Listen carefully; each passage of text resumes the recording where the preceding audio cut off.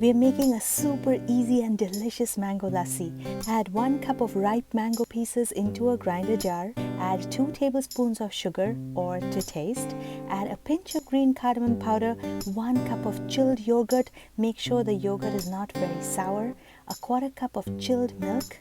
And that's it. We are going to blend all of that till it forms a smooth and delicious mango lassi. Wasn't that easy? Yum!